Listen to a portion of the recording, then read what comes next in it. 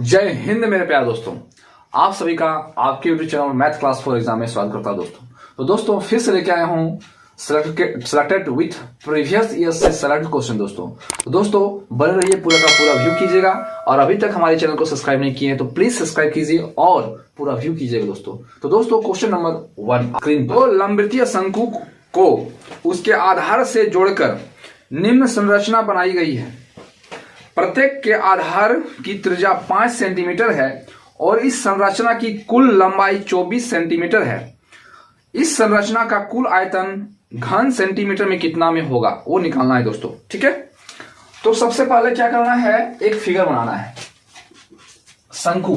तो शंकु में क्या होता है, ये मान लीजिए ये आधार है, ठीक है, और इसको शंकु बना देना है। तो ये हो गया शंकु। इसी से और एक ऑपोजिट, इसी को आधार को मानते हुए एक शंकु और बना दिया गया है दोस्तों। ठीक है, और इसका ये क्या हो गया ना, व्यास होता है। ठीक है, और यहाँ जो केंद्र से यहाँ होता है उसको क्या कहते हैं ना, आर कहते हैं। और इसी का मान दिया हुआ है दोस्तों ना 5 सेंटीमीटर दिया हुआ है। क्या ना, त्रिज्या का मान, आर का मान दिया हुआ है 5 सेंटीमीटर। ठीक है, और इसकी कुल लंबाई दिया हुआ है। कुल लंबाई मतलब इसका और इसका दोनों का लंबाई दिया हुआ है दोस्तों। ठीक है, कितना दिया हुआ है ना, 24 सेंटीमीटर में दिया हुआ है दोस्तों। ठीक है, तो h इक्वल क्या हो जाएगा ना, 2h है, इसका भी h और इसका भी h, दोनों का h दिया हुआ है। तो 2h का मान दिया हुआ है 24, तो h इक्वल क्या हो जाएगा ना 24/2। इससे इसको करेंगे कितना हो जाएगा ना 12 सेंटीमीटर हो जाएगा। ठीक है, तो इस कंडीशन में क्या हो रहा है कि आकृति में जो है वह 2 ठो शंकु दिया हुआ है। तो क्या लिखेंगे ना, आकृति का आयतन, आकृति का आयतन।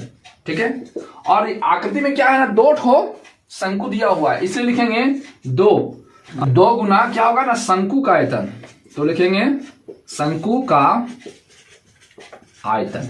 ठीक है, और क्या है ना, इसमें क्वेश्चन में पाई का मान दिया हुआ है 3.14 दिया हुआ है, यानी यही लेके बनाना है। वैसे पाई का मान 22/7 होता है, तो जो दिया रहता है उसी को लेके बनाना है। इससे क्या होता है ना, कैलकुलेशन में इजी होता है, इसलिए दिया हुआ रहता है। ठीक है, यही उद्देश्य है। तो क्या होगा ना 2 गुना शंकु का आयतन का फॉर्मूला होता है 1/3 पाई r² h होता है। ठीक है, तो की फॉर्मूला याद होना ही चाहिए दोस्तों। ठीक है, तो पाई का मान क्या है ना 3.14 और r, तो r का मान यहाँ क्या दिया हुआ है ना 5, तो r का स्क्वायर, तो r का स्क्वायर मतलब क्या हो गया, 5 को 2 बार लिखना है। तो यहाँ लिखेंगे 5 गुना 5, और h का मान अभी निकाला है कितना है ना 12, तो लिखेंगे यहाँ 12। अब क्या होगा ना, इस पॉइंट को हटाना है तो यहाँ 100 हो जाएगा। अब क्या होगा ना 25 25 4 100, ये दोनों कट जाएगा 25 4 100 4 बार में। अब 4 से इसको काट देंगे 3 बार में। ठीक है, अब ये 3 इसके साथ कट गया, तो क्या बचा ना 2 गुना 314 बचा। अब इसको गुना करना है, तो कितना होगा 4 दूनी 8, यहाँ 2 को 1 से गुना करेंगे 2 और 3 2 जा 6, तो 628 जो है सेंटीमीटर क्यूब होगा। ठीक है, ऑप्शन नंबर जो होगा वह बी होगा। तो क्वेश्चन में पूछा गया था कि शंकु का जो आयतन, आकृति का आयतन जो है वह घन सेंटीमीटर में क्या में होगा, तो यही होगा 128 सेंटीमीटर घन। इसी को घन बोला जाता है, यानी क्यूब बोला जाता है। ठीक है, तो क्वेश्चन नंबर 2 दोस्तों, ये प्रीवियस ईयर आरआरबी एनटीपीसी में पूछा हुआ क्वेश्चन है दोस्तों, इसलिए लेके आए हैं। किसी शंकु का संपूर्ण पृष्ठ क्षेत्रफल कितना होगा यदि r त्रिज्या है और l तिरछी ऊंचाई है। ठीक है, तो क्या दिया हुआ है क्वेश्चन नंबर 2 में, यानी त्रिज्या का मान,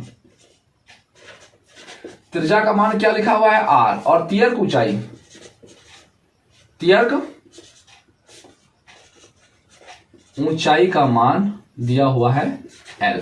तो बस कुछ नहीं करना है, क्या करना है, शंकु का संपूर्ण पृष्ठ क्षेत्रफल निकालना है। ठीक है, तो लिखेंगे शंकु का संपूर्ण पृष्ठ क्षेत्रफल, तो क्या होता है ना पाई r और r प्लस l, बस यही लिखना था, यही कैंसिल हो गया। ठीक है, ऑप्शन नंबर जो होगा वह ए होगा।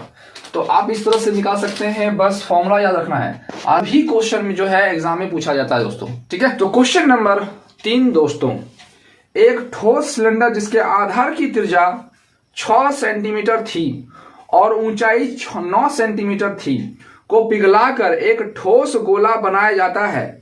इस गोले की त्रिज्या सेंटीमीटर में क्या होगी, यानी सेंटीमीटर में निकालना है और त्रिज्या निकालना है दोस्तों। ठीक है, सबसे पहले क्या है ना क्वेश्चन नंबर 3 में जो है एक ठोस सिलेंडर दिया हुआ है, सिलेंडर, ठीक है, सिलेंडर यानी बेलन का मान दिया हुआ है, ठीक है, ये हो गया बेलन, ठीक है, ये हो गया सिलेंडर यानी बेलन दिया हुआ है, बेलन आकार का है।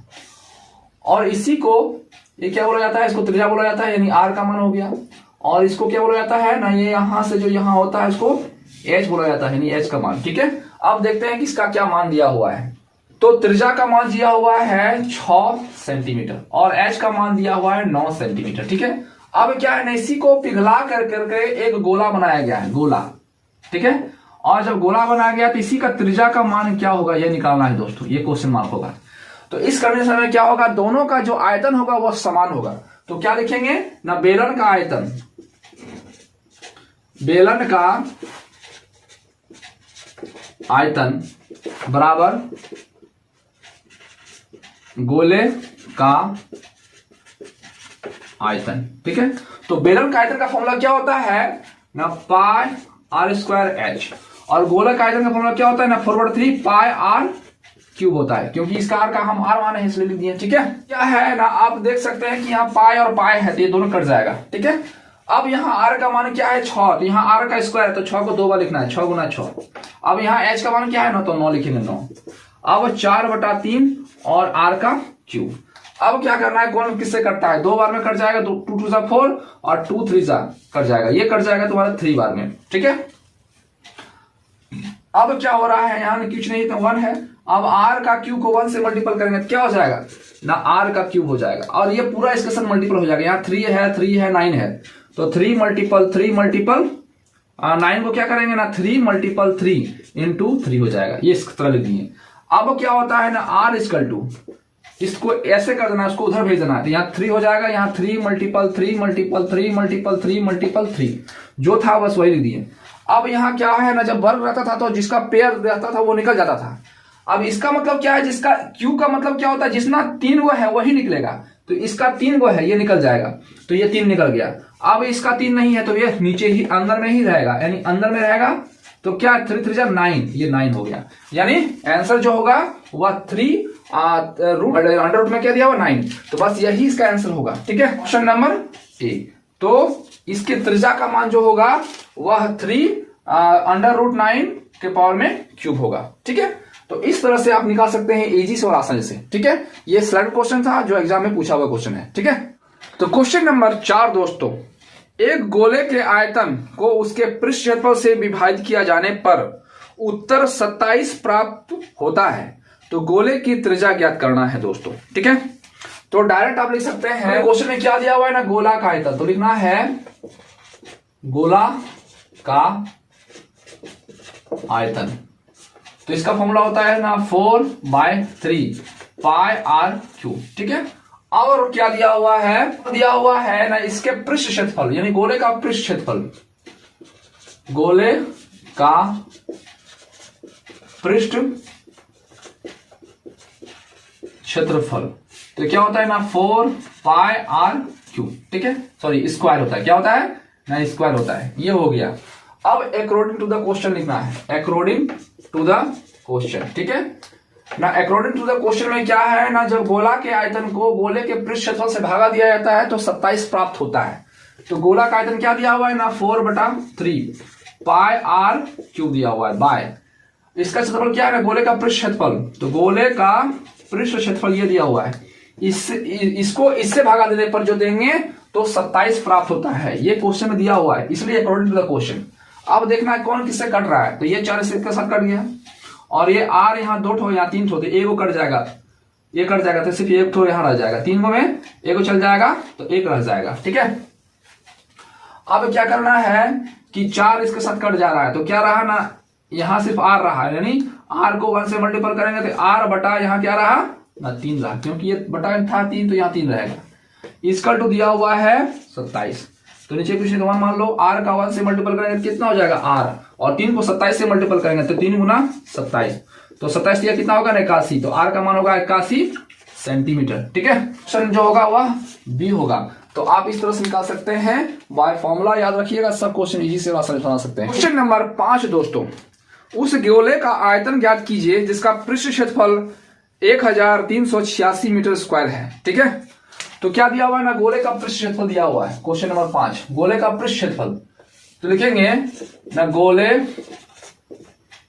का पृष्ठ क्षेत्रफल 4 पाई आर स्क्वायर। ठीक है, यहां दिया ना कितना दिया हुआ है ना 1386 इक्वल टू 4 पाई का मान 22/7 और आर का स्क्वायर।